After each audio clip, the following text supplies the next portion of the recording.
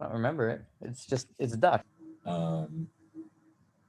Talking about gvil and duchsustus and klaf. And just to remind us,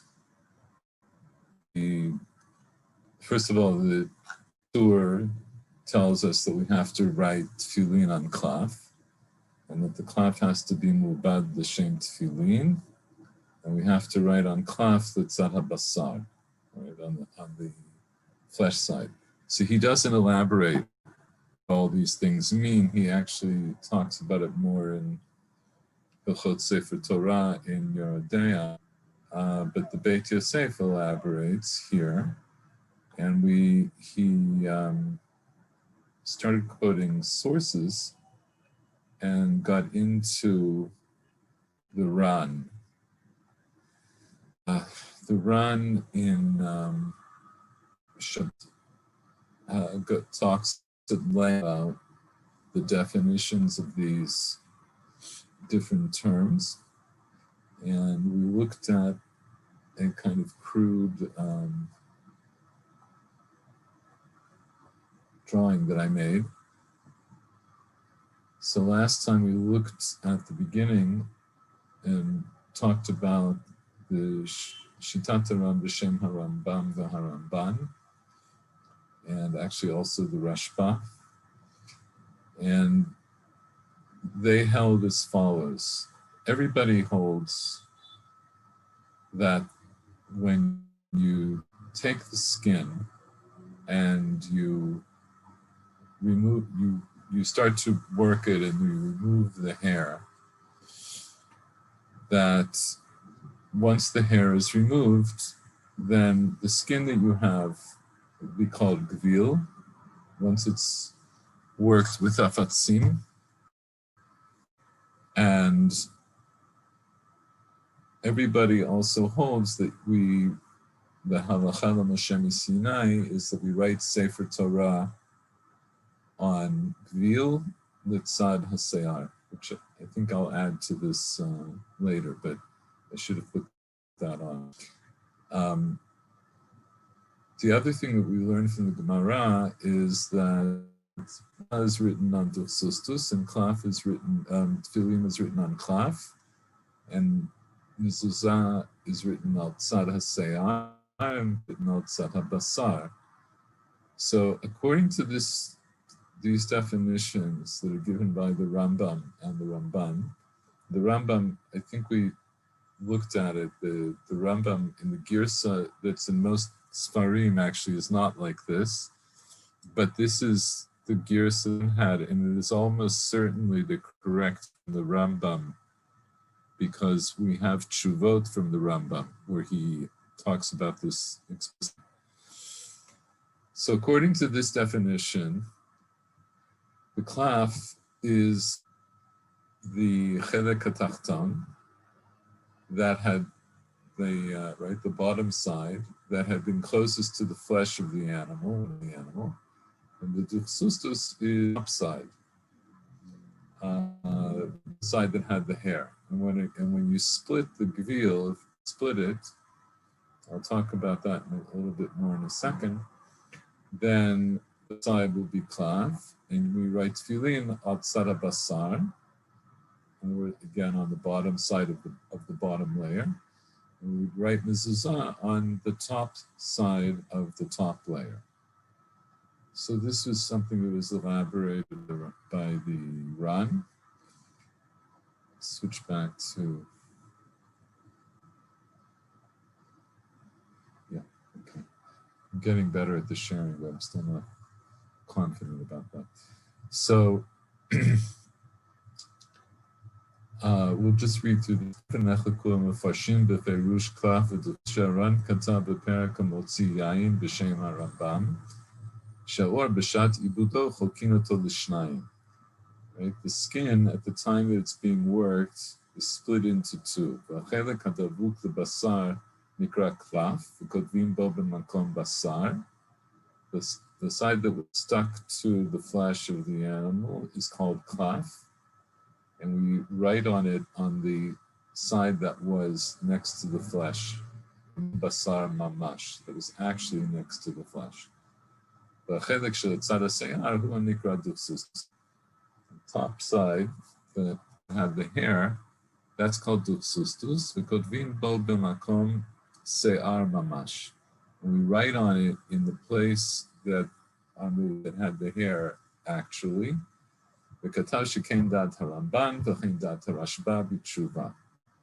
וכתב הר"ן שלפי סברה זו צריכים כותבי תפילין לגרור יפה הקלפים לצד השיער. So the Ran explains that according to this svara, according to the reasoning, then the people who write tefillin, meaning in this context really the people who are preparing the klaf, they need to scrape very well the klafim shelitzat lidar. They have to scrape the klaf very well on the hair side.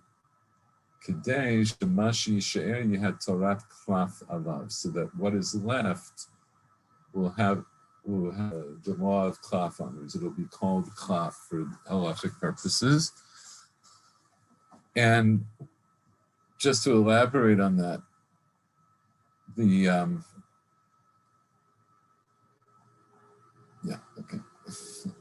just to elaborate on that. So what he means is that, right, if we, I drew a kind of a nice and, a relatively neat picture, but of course the reality of skin is, and the skin that's in two layers, it doesn't peel off like that.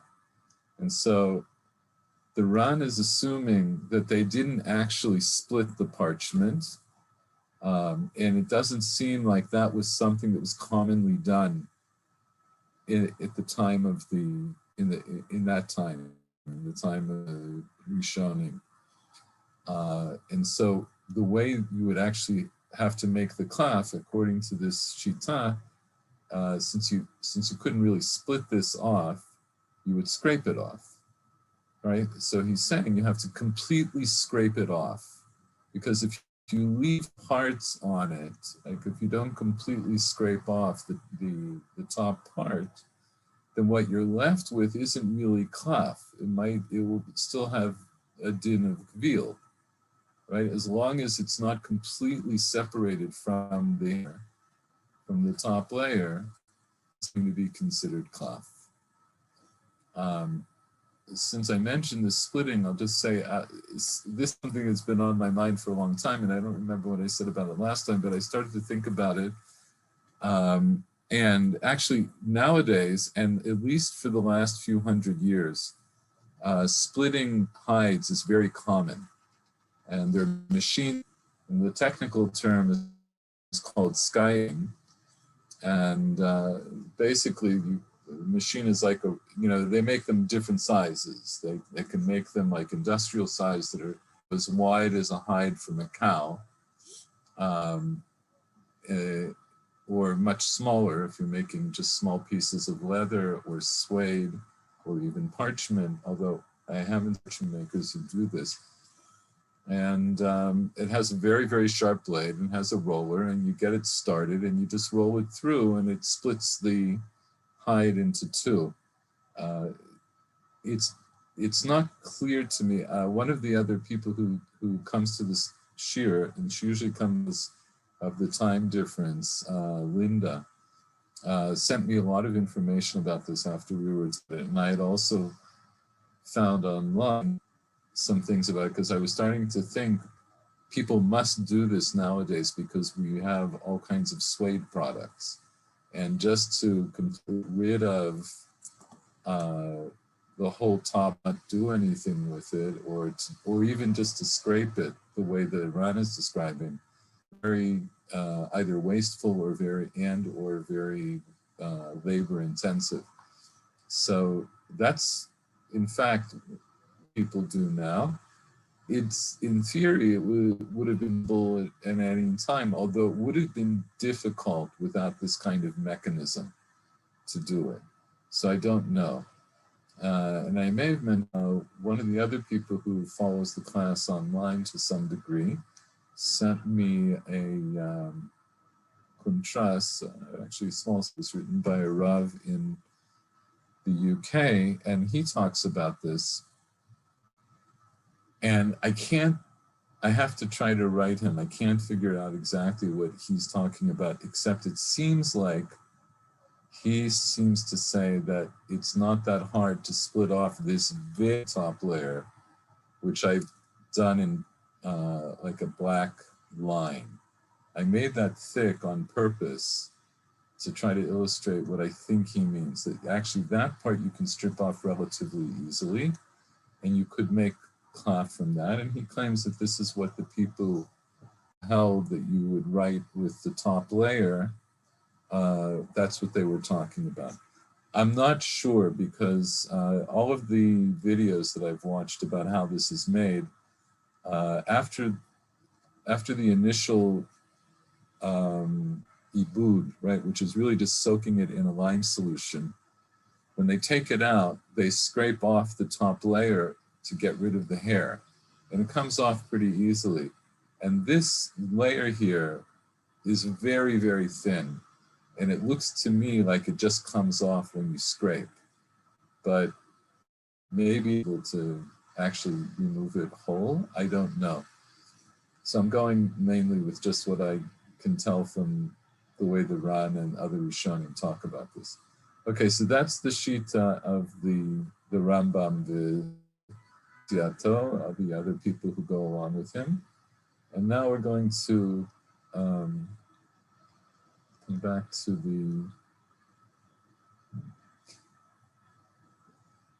the Ran. Okay, so that's what he said. Right? שלפי ספרד צריכים כותבי התפילין לגרוע יפה הקלפים בצד השיער, שמה שישאר יהיה תורת קלף עליו. אבל התוספות כתבו שם, the Tosfot there in Masechet Shabbat, they wrote the hefech, they wrote the opposite. That what's the opposite? שהחלק החיצון שבצד השיער הוא הקלף. והפנימי הדבוק לבשר נקרא duchsustus. So, and this is in fact the way we hold nowadays.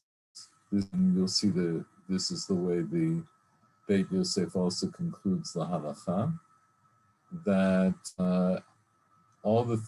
that what we saw here, that the top is and the bottom is klaf, according to this other shita, which the Ran brings down in the name of the Aruch, and Tosfos all fine with the Beit Yosef just quoted, and he'll also quote the Ran. So the top layer is the klaf, the bottom layer is the duchsustus, and now to understand when the Gemara says that tefillin is written b'tzad basar, mezuzah is b'tzad sayar, it doesn't mean actual side that was sticking to the flesh, a side that was closest to the flesh. And the mezuzah, tzad sayar, means that we would write duchsustus in the side that was closest to the sayar, or the upper side. So now the Beit Yosef is going to come back and say, similarly, so according to this, when we say, in other words, when the Gemara, and we saw the Braita earlier, and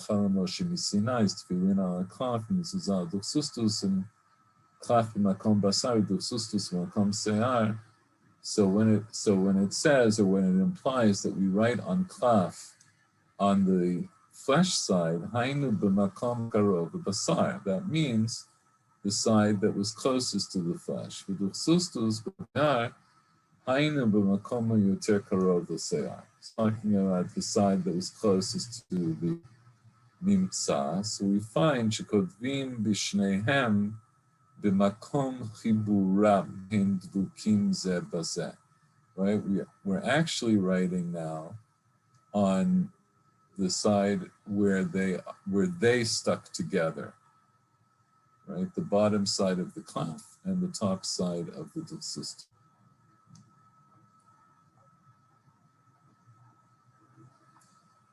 V'ken katav Mordechai Sham. That's also how the Mordechai wrote, b'shem Rashi.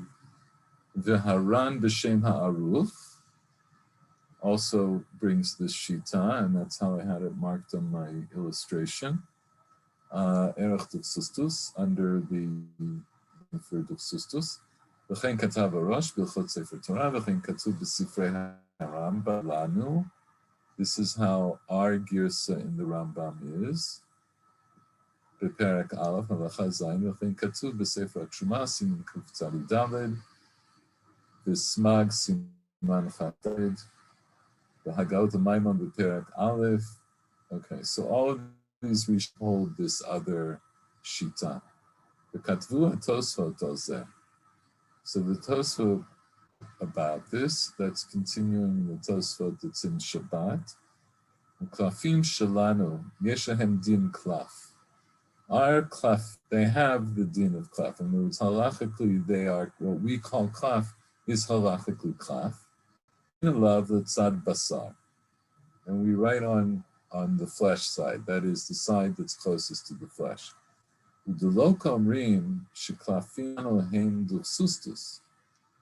not like the people who say that our klafim are really duchsustus.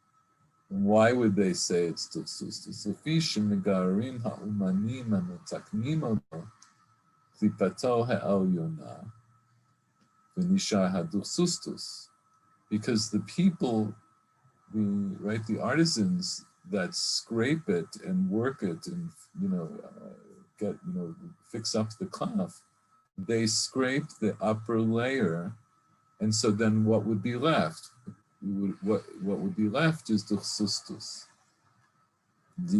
Because if this is true that our klafim are duchsustus, hayech kotvim aleim tefillin. How could we write tefillin on them? So what he's talking about, just to clarify, she says that so there were people that he's arguing against.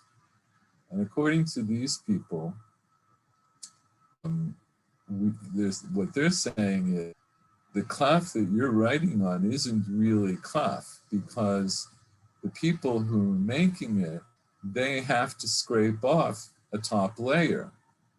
They have to scrape off the top. And when they're scraping off the top, according to you, the idea that the top layer is klaf, so when they scrape off the top layer, what's left is duchsustus. And Tosfos says, but no, that's not the way we make, that's not the kind of klaf we make. The way we make the klaf, Tosfos doesn't mention this explicitly, but he means that the klaf that we make is where the bottom layer has been entirely scraped off, and the part that gets scraped off on top is just this very thin. So just because we scrape off this thin layer on the top doesn't render the next layer, where I have the blue slanted lines, it doesn't render that duchsustus. That's still klaf, but you have to remove this very top layer for practical purposes to get rid of the hair and to make it fit for writing. That's Tosfos.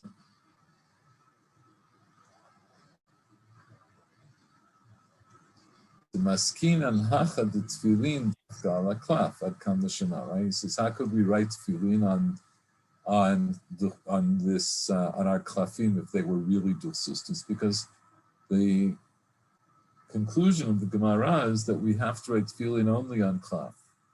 V'chein katvu kol haneota shekatvu divrei hatosfot. And so thus wrote all of these other rabbis that wrote the words of the Tosfot. In other words, all the other later rabbis who quoted Tosfot said the same thing here as Tosfot.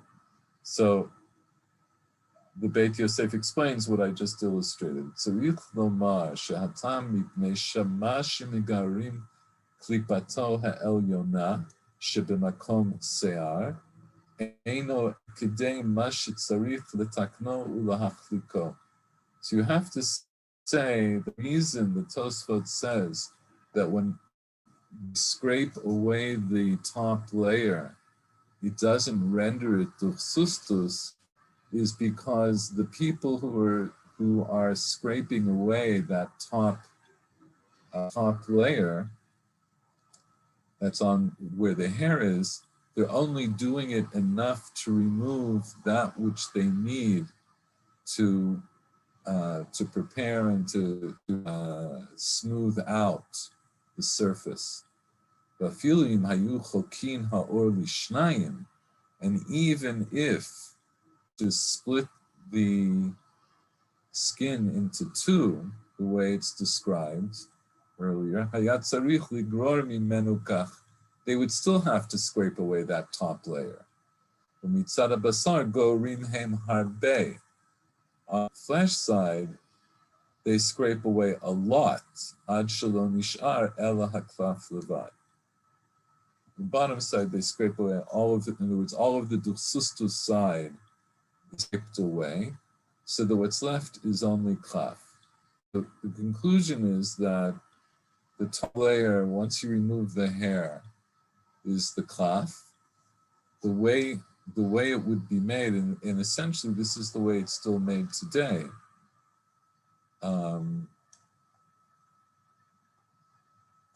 Is to do what he said. First you do the working, you remove the hair, you take it out.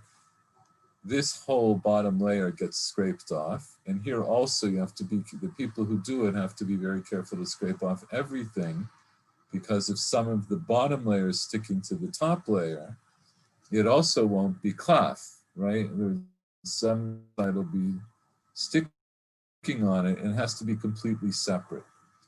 And the top layer, this black line, that gets scraped off along with the hair, and that's just to make the klaf better.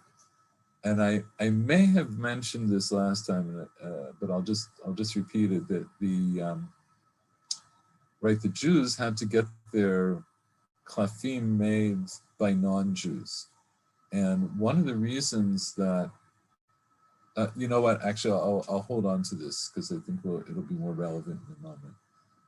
Let's go back to the Just now you said that. Sorry, just now you said the Jews have to get their klaf made by non-Jews. So that's what the process, I assume, that's described in the Shulchan Aruch, right? That it has to be a Jew is looking at it and the Shem mitzvah and all that, but that the non-Jew right. So that's what I said.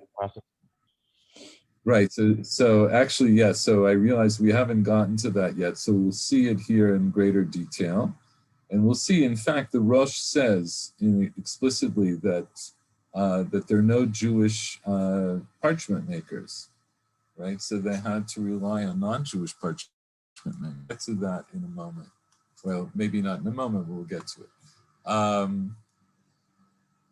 Right, so here again, I repeated the tour. Yichtov ala klaf, you have to write on klaf. So now we know what klaf is. Shu mu'ubad l'shem tefillin, that had been worked for the sake of the mitzvah of writing tefillin. So the Beit Yosef mu'ubad l'shem tefillin, ha v'dai pshita, shetzarich ibud. So here, obviously, it's clear that the skin that we're working with needs ibud, it needs to be worked. So the Beit Yosef, just to explain, he's going to divide this short statement of the tour into two parts. Shumubad l'shem tefillin. First, he's going to explain that the klaf has to be mu'ubad, as opposed to not being mu'ubad. It has to be mu'ubad l'shem tefillin. So he says this is obvious that the klaf needs ibud, it needs to be worked. Because we need the tefillin to be written klaf. Or mikre, velo klaf. Any skin that wasn't worked per se, which I'll explain a little bit in a minute, is going to be called or, not klaf. In other words, it has a different technical term to describe. The technical term is skin. It's or. Kol zman shezelo mu'bad. As long as it's not worked, it's going to be or and not klaf. V'afal gav the beperek sheni de Megillah paslinim diftera. So even the second chapter of Megillah, the Gemara there says diftera is pasul. So what's diftera? Dahainu urdem aliyach v'kamiach v'lo afitz. That's what the Gemara says there. V'ibud shelano ein bo afatzim. And our ibud, the way we work klaf nowadays, we don't use afatzim. So, just 1 second. Let's take a quick look at the Gemara in Megillah, just so you understand.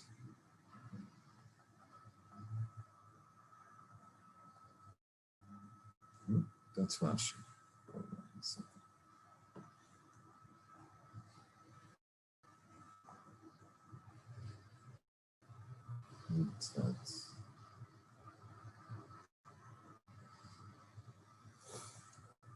There's a Mishnah in Megillah.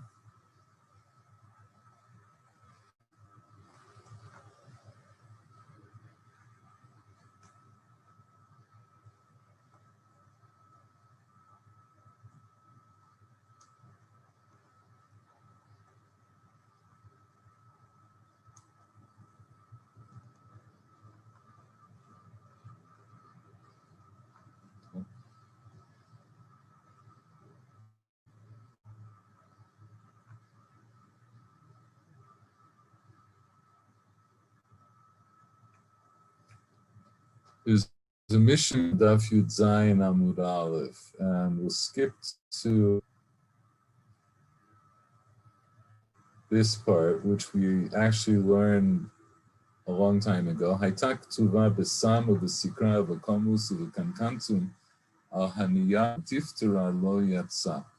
So a Megillah that was written with these different pigments that we discussed, sam or sikra or komos, kantum, or if it was written on paper, or if it was written on diftera, lo yatsa, right? So somebody who reads from such a Megillah is not yotze the mitzvah of reading Megillah. Ad shetek tuva ashurit al hasefer uvidyo, right? He won't be yotze until in ashurit, and not a ktav ivri al hasefer. Sefer here implies that it's written on skin that's me'ubad, uvidyo, which we had lengthy discussions about earlier in the shir.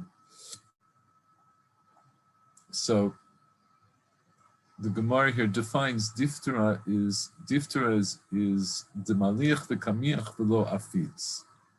That's what the Beit Yosef is quoting. The diftera that is mentioned in the Mishnah, that if you write a Megillah on diftera, you're not yeh. That skin that had been salted and floured, right, those are the first two steps in the ibud process, or not the first two steps, but they are steps in the process of the ibud after the liming, if I remember correctly. The lo afitz, but then it wasn't tanned with afatzim. So it's like partially worked. When you salt it, the salting preserves it. And I'm not sure exactly what the kemach does, but I could imagine that it probably absorbs a lot of the moisture and maybe helps to give it a better finish. But for the long-term preservation, you have to have afatzim. That's the way they used to work it at the time of the Mishnah Mara with afatzim. They would tan it. And that would preserve it for the long term. So if you just did the melicha and the kamicha, that wouldn't preserve it, and that had this term that was called diftera, and it's something that is not kosher for writing. right? So that's what the Beit Yosef means. Chaslin v'afagav de perek sheni de Megillah and diftera. So now he's addressing the question of the nature of the ibud. First, he establishes that klaf that we write on has to have ibud, and then he says he has to address a practical question that the way that they were ma'abed klaf by the Middle Ages, at least in Europe, was with lime and not with fatzim. And the Gemara doesn't talk about that process at all. It only talks about afatzim as being a necessary component of the working of the klaf.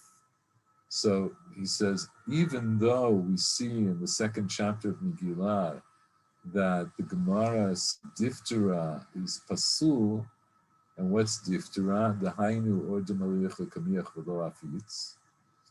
The ibud shalanu ein batim. And the ibud that we do nowadays doesn't use afatzim. So why is he bringing this up? Because just a moment ago he said it's obvious that we have to have klaf that's me'ubad. It has to be worked. If it's not worked, it's not going to be called klaf. So he says, but we have a problem because the way we work our klaf nowadays, we don't use afatzim. So how can we use our klaf if we don't work it with afatzim?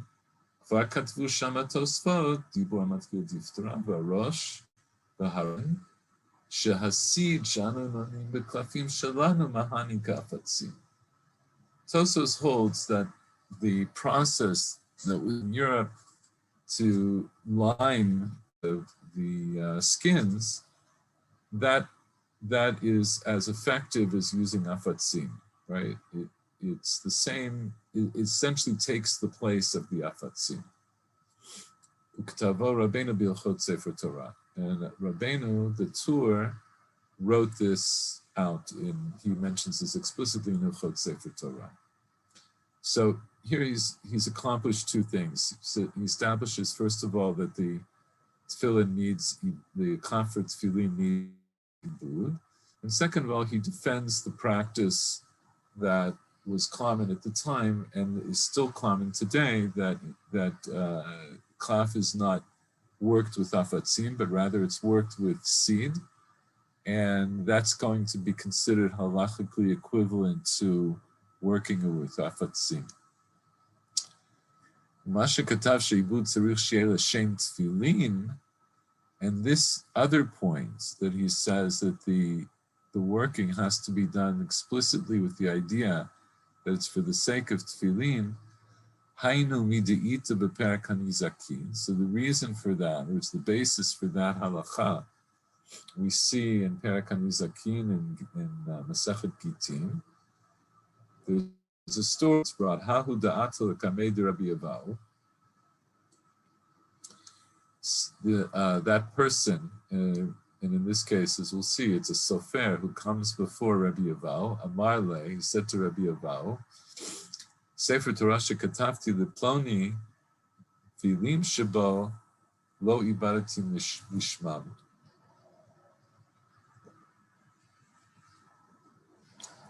The sofer wrote a Sefer Torah, and apparently he got paid for it, and he handed it to the client,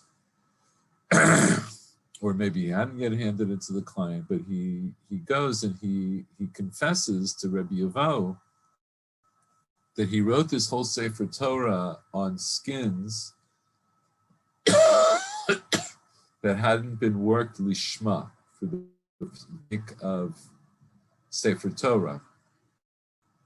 Upsala Rabbi Avau. And Rabbi Avau said that Sefer Torah is pasul.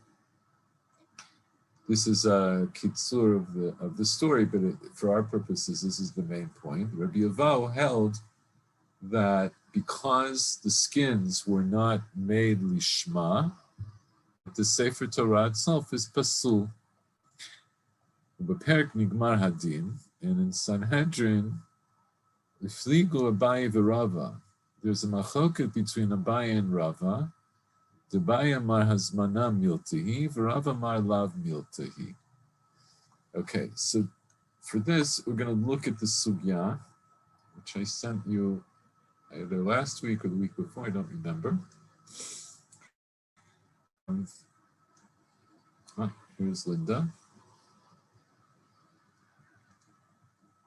I'll wait for a second for Linda to settle in. Hi, Linda. Hi, so this week your timing is also good. You missed the first part. We're about to go into this part here. We're just starting to look at Masechet Sanhedrin.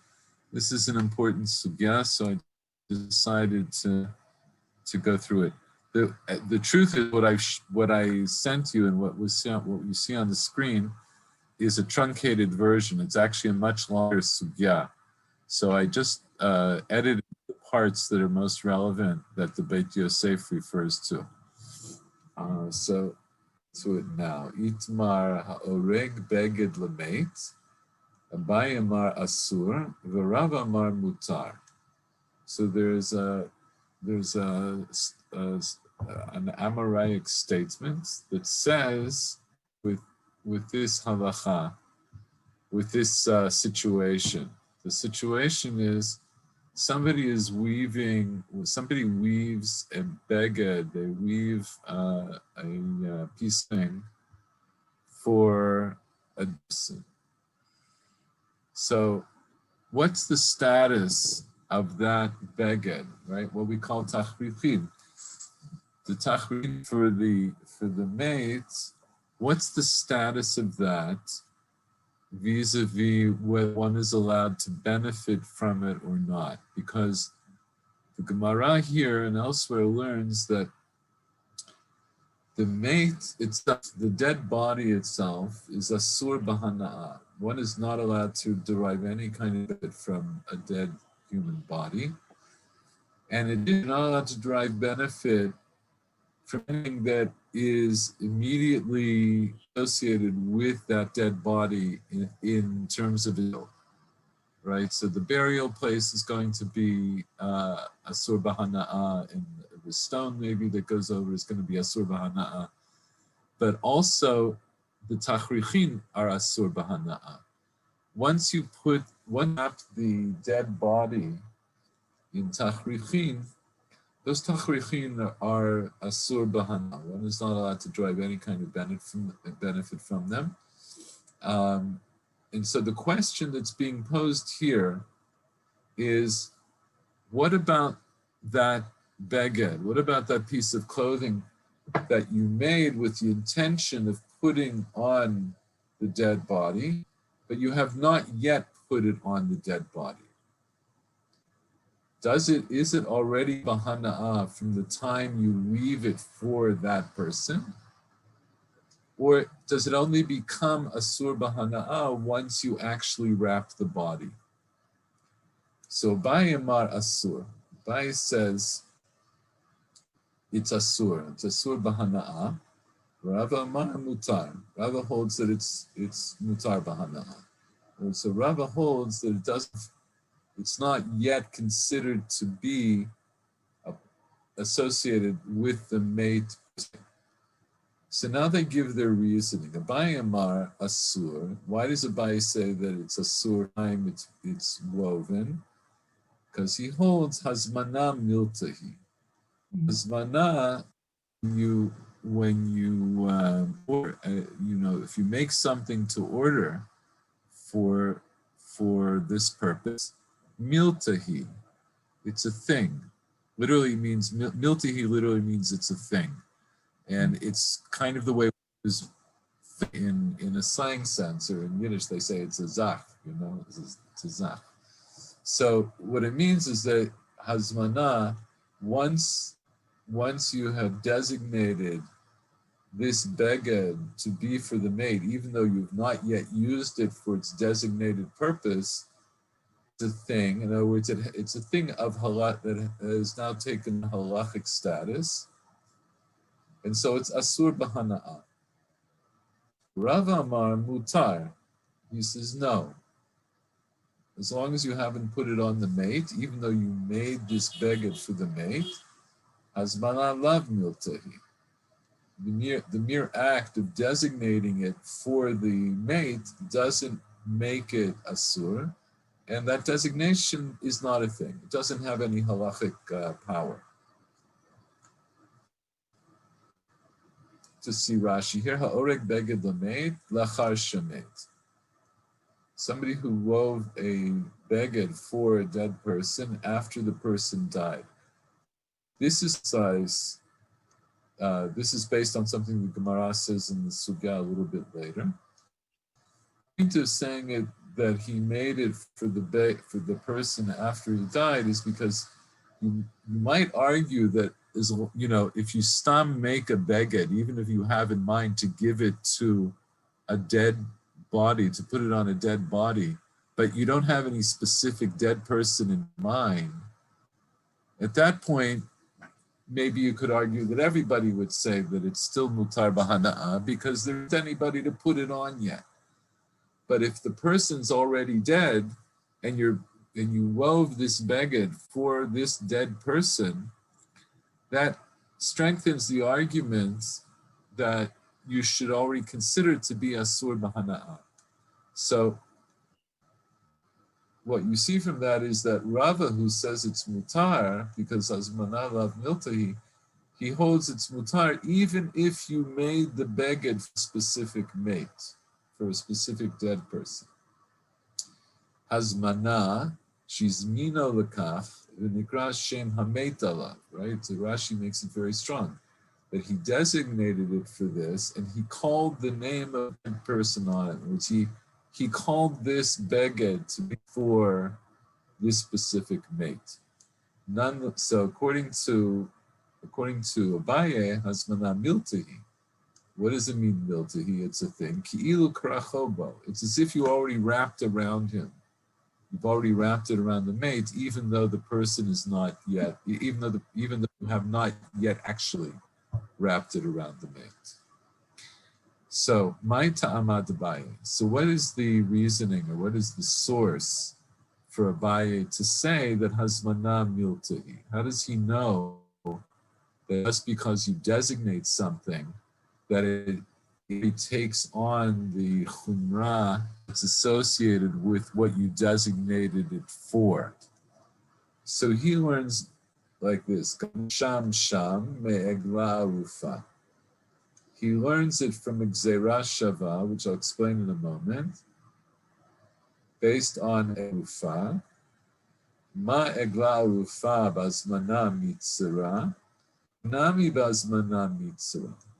Just as the egla arufa, once it's dead, it becomes asur b'hana'ah.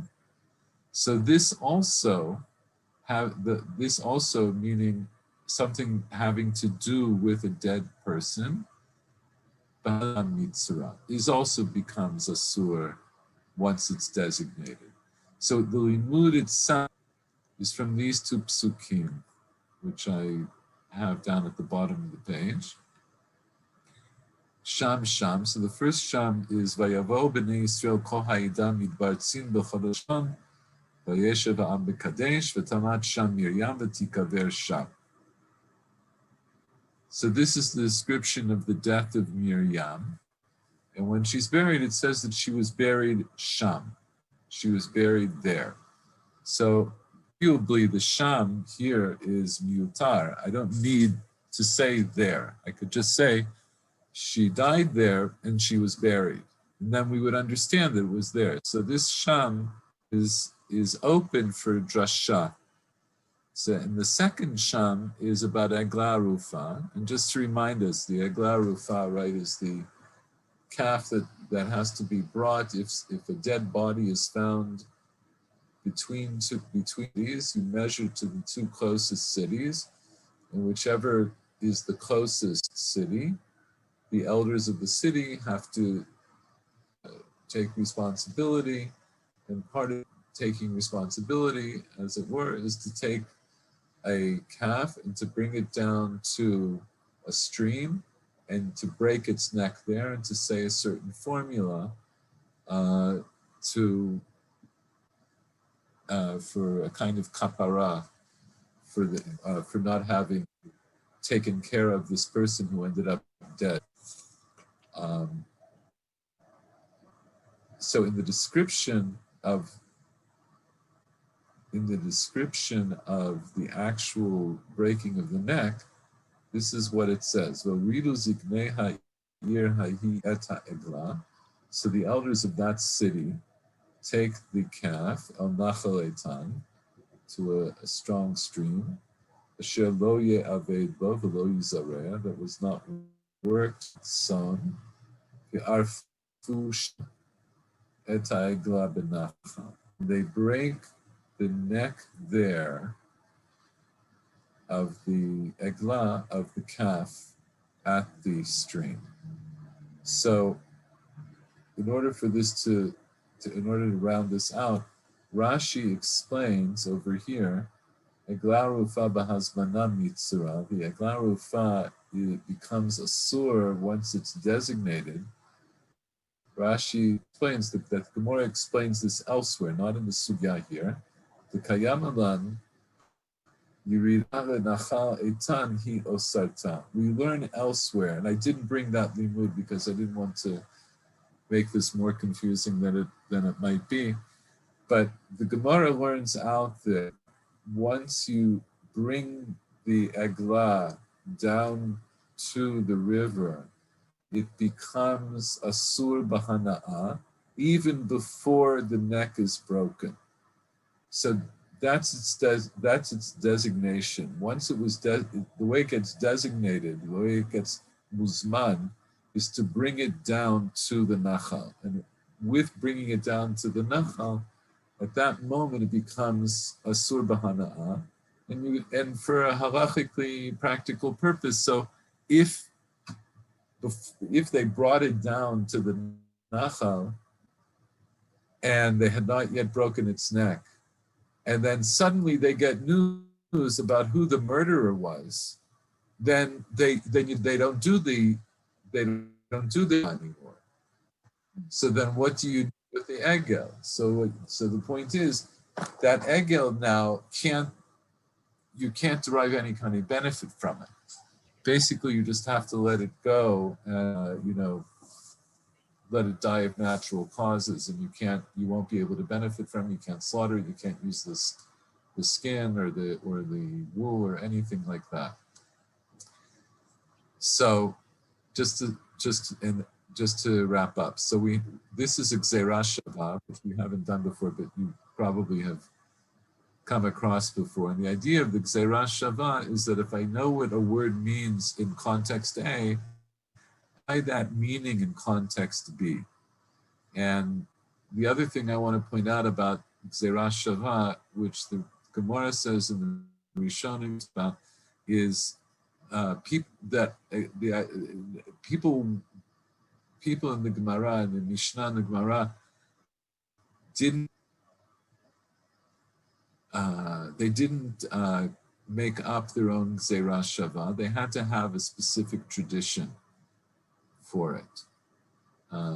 So here, there were apparently conflicting traditions. But the idea of the gzeira shava, in terms of the mechanics of it, is the way I tried to explain it here, is that I have words, I have, in this case, a word, sham, this word sham, which are in their own context are superfluous. So that leaves them open for drashan, leaves them open for this kind of drashan. So ultimately, this is what the Gemara is saying, that how does Abaye know that just by designating something that could ultimately become asur bahana'ah, that from the time it's designated, it's already asur bahazmana, right? It's already asur bahana'ah.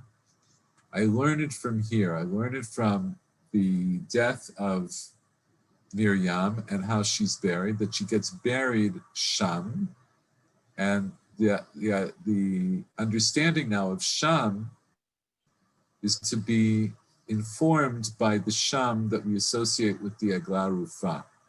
that just like the eglarufa that's being taken there, where it's going to be asur b'ha'ah, becomes asur even before it fulfills its designation to have its neck broken.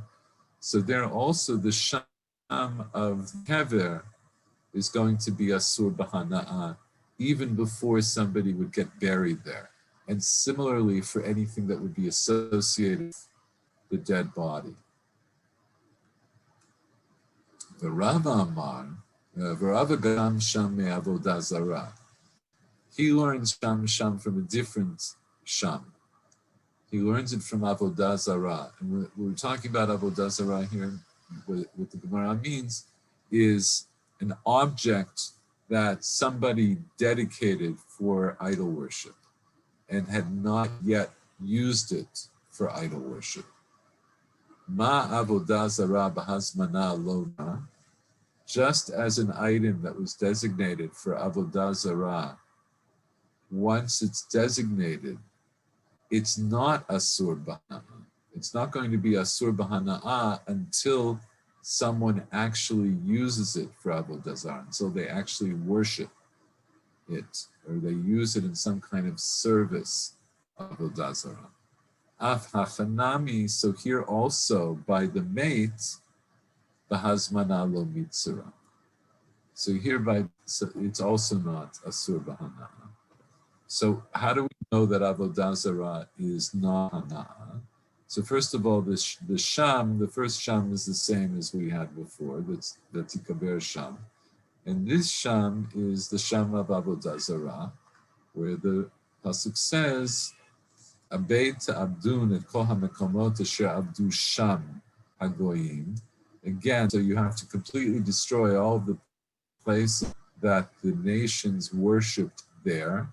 And the there here also is arguably superfluous, right? Because you could just say you have to completely destroy all the places that the nations worshipped. So what's the sham, right? So it's, for our purposes, it's an extra word. Asher tem yoshim otam et Elohehem al arim aramim v'alei hagvot v'tachat kol eitz ra'anan. Right? So it gives examples that all these places that you're going to inherit from their, or that they worship their gods in these places, on the high mountains and on the hills and under every fresh tree. So how do we know, though, that avodah zarah itself is that hazmanah lo mitzvah? How do we know that it's designated for avodah zarah does not become asur from the moment it's designated to be for avodah zarah? So Rash again supplies that, because we learned that from the Suga. Avodah zarah ba'az zarah lahediot. To just plain, it's not, something that's designated for avodah zarah is not asur for a common person. Titania b'Masechet Avodah Zarah. That you learn in a Braita in Masechet Avodah Zarah. Ha'omer bayit zeh la'avodah zarah, shor zeh la'avodah zarah, mutar. Shein hektesh la'avodah zarah. We learn, and here Rashi doesn't bring the limud again, but we learn elsewhere that if somebody points to a house and says, "This house, I'm dedicating it to avodah zarah," or "This ox, I'm dedicating it to avodah zarah." In other words, he intends to use them for avodah zarah, right? To use them or to sell them and use the money for avodah zarah, but he's designating them for avodah zarah. Mutar, they're still permitted, you're still permitted to derive benefit from them. Why? She'ein hektesh avodah zarah. We don't have the same din of hektesh, of dedicating something to avodah zarah, the way that we would dedicate something for service in temple. So, right, by contrast, if you were to have a house and say, "I'm dedicating this house to the Beit HaMikdash, to Bedek HaBayit, right, for the upkeep of the Beit HaMikdash, or I'm dedicating ox to the Beit HaMikdash. So then, from the moment you say those words, the Bedek HaBayit, right, is like the household economy. It's the it's like the finance. Yeah. Say that again. The maintenance or the upkeep of it, the support. Yeah. It's the upkeep of the. In other words, it's the it becomes the property of that of the Beit HaMikdash, and it would be used for the upkeep of the Beit HaMikdash, right? So once you say, and that's, you have to be careful, because nowadays if you say that, it just simply becomes a sur b'hana'ah, because you can't do anything with it. You can't give it to the Beit HaMikdash. But the point is that if you dedicate something to the Beit HaMikdash, merely saying that it's dedicated to the Beit HaMikdash, at that moment it becomes a sur b'hana'ah, right? Because all of the hana'ah has to go to the Beit HaMikdash, has to go to the upkeep of the Beit HaMikdash. But if you do think for avodah zarah, it's still mut b'hana'ah. It doesn't work for avodah zarah. It works for hekdesh. Okay, so just now to put that back into the context. So Rava Gamar Shmei Avodah Zarah. So Rava, who holds that hazmana lav miltihi, that designating something does not give it its end quality of sur b'hana'ah merely by designation, he learns it from avodah zarah. But just like if I do something for avodah zarah, from that moment, it's still permitted to derive benefit from it. So here also, if I make a piece of clothing for a dead person, it also, from the moment I make it, it's still mutar b'hana'ah, does not become sur. Okay, so this is the introduction to this idea, hazmana miltihi, olav miltihi. And now we'll see how it's relevant for our purposes, right? What we're talking about in the Torah and the Beit Yosef is the idea that when we work klaf to make tefillin, we have to work it shma. We have to work it and have in mind, or even declare that we're working at l'shem tefillin. So the Gemara. This is again later on in the Gemara. The Gemara ultimately gets to this point and says, Tanaihi, this machloket that you see between Rava and Abaye about hazmana milti or hazmana lav milti is actually a machloket Tanaim, right? It's preceded by the Tanaim as we see following Brighton. So now this Brighton is going to talk about something else. It's going to talk about tefillin, and specifically it's going to be talking about the batim for the tefillin, for the coverings for the tefillin. And when right, so I'll explain. Tzipan zahav, if you covered them with gold, right? And Rashi explains, right, tzipan zahav l'tefillin, if you covered the tefillin with gold. Tefillin that Rashi means here, he means the parshiot.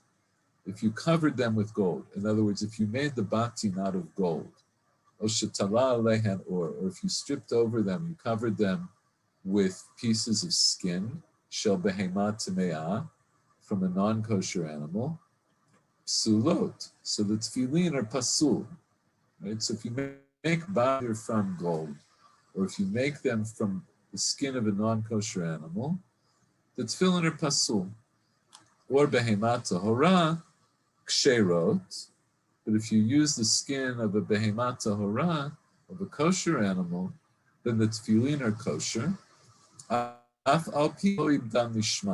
Even though you didn't work the skin, l'shem tefillin, or l'shem, in this case l'shem tefillin. Even though so if you just took skin that had been worked, as long as it came from a kosher animal, then the batim for the tefillin are kosher, and the tefillin are kosher. That's the Tana Kama. Rabban Shimon ben Gamliel omer, af or behemat tahora psulot. Even if you made the batim for the tefillin from the skin of behemat tahora, they're still pasul. Ad shi'am shman, until you would work the skin lishma. Okay, so just understand, Tanakama holds that the skin for tefillin that you use for the tefillin does not have to be worked lishma. As long as it's finished leather, you can use it for making the batim.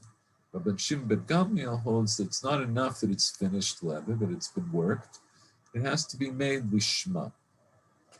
So,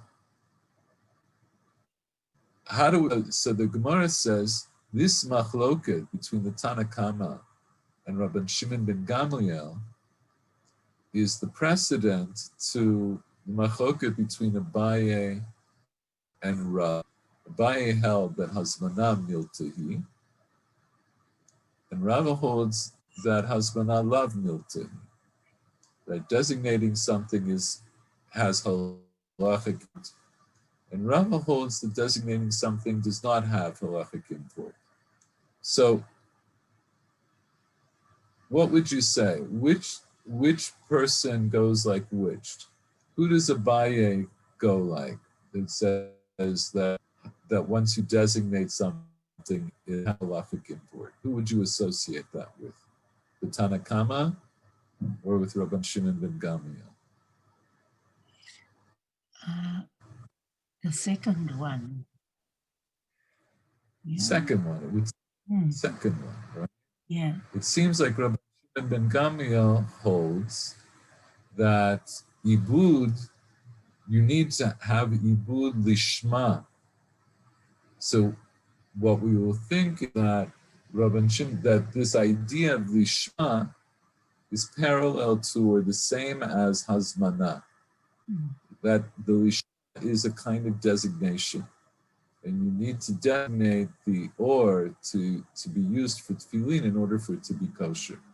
And in fact, that's how Rashi learns, right? So, and then what does that leave us with? That the Tanakama is like Rava, and Rava holds Hasmana lav miltahi. That designation does not have halachic import, and therefore I don't have to have ibud lishma.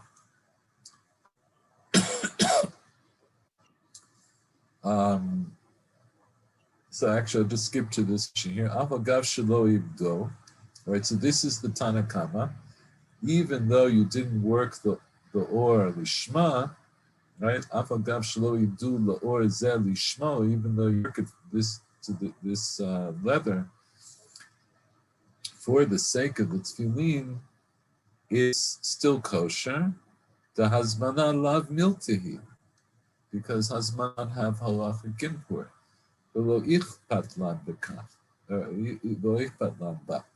Right? So, and we don't care. So we don't care that it doesn't have, that you didn't designate it by making it lishma, because the Tanakama holds this idea also that hazmana lav miltihi. Hazmana does not have halachic impact.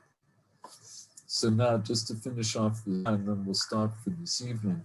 Darash Mereimar Hilchot Akavatei Dabai, Rabbanan Amri Hilchot Akavatei Darava. So later on in the Amoraim, there was a machloket about whether halacha is like Abai or halacha is like Rava. And the Gemara can Hilchot Akavatei Darava. Halacha is like Rava, and just to clarify, I put a little note here. So the conclusion of the Gemara is Hazmana lav miltihi. Hazmana does not have halachic import. So now, based on that, and based on the way we learned with Rashi, the way Linda said, like Rashi, if halacha is that hazmana lav miltihi, and that means that I hold then like the Tanakama, so what does that tell me about whether or not I need to work the skin, the tefillin, the shema? Need to or don't I need to?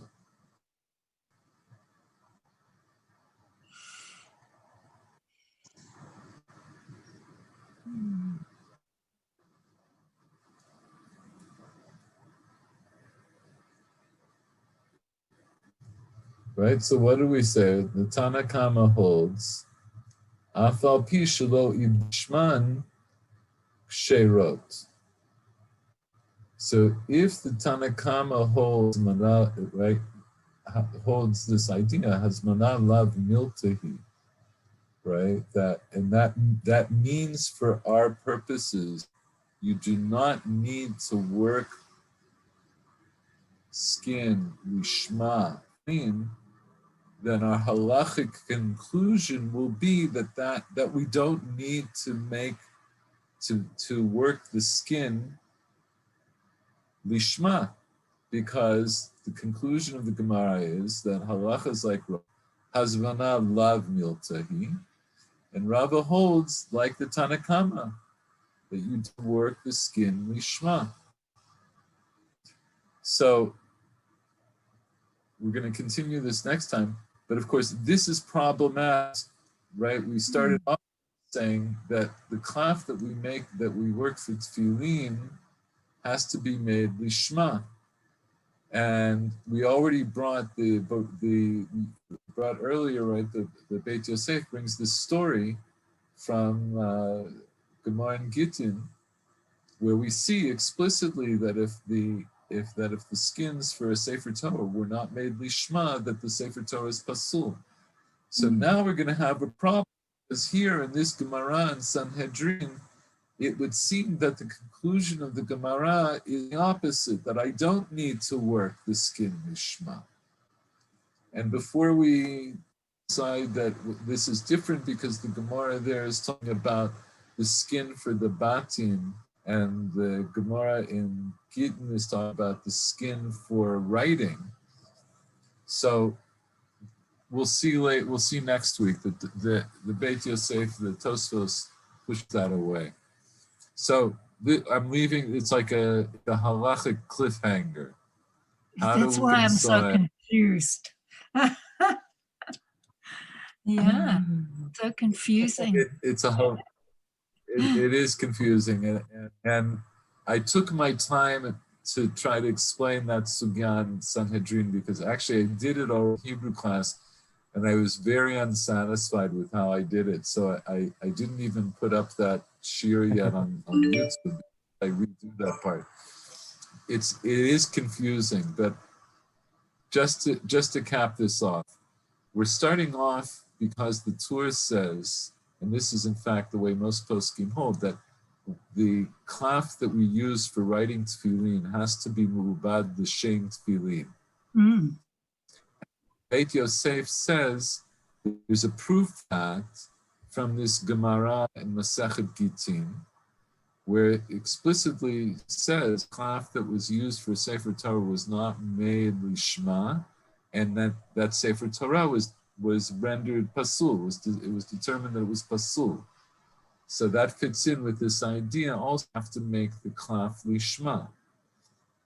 But we're going to have a problem, because according to the way she understands this Gemara in Masechet Sanhedrin, we just saw, I shouldn't have to make the klaf lishma. So how do I reconcile these two things, and how am I to conclude halachically? So that's where we'll stop now. We'll pick up next time.